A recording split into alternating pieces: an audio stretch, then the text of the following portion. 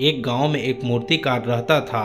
वह काफ़ी खूबसूरत मूर्तियां बनाया करता था और इस काम से वह अच्छा कमा लेता था। उसे एक बेटा हुआ। उस बच्चे ने बचपन से ही मूर्तियां बनानी शुरू कर दी। बेटा भी बहुत अच्छी मूर्तियां बनाया करता और बाप अपने बेटे की कामयाबी पर खुश होता था। लेकिन हर बार बेटे की मूर्तियों में कोई न कोई कमी निकाल दिया करता था।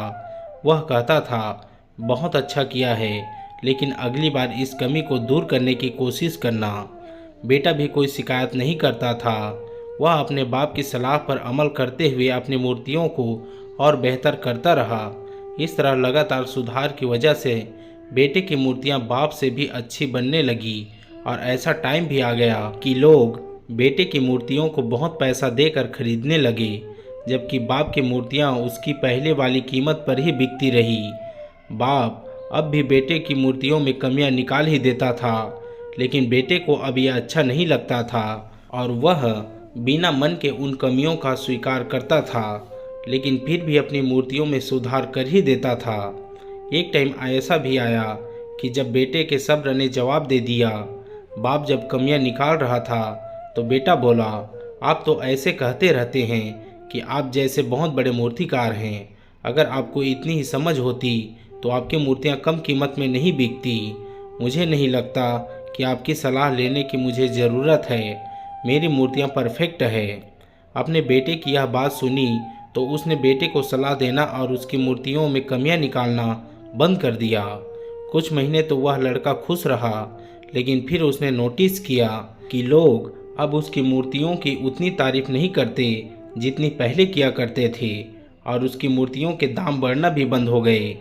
शुरू में तो बेटे को कुछ समझ नहीं आया, लेकिन फिर वह अपने बाप के पास गया और उसे समस्या के बारे में बताया।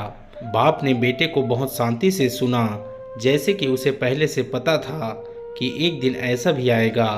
बेटे ने भी इस बात को नोटिस किया और उसने पूछा, क्या आप जानते थे कि ऐसा होने वाला है?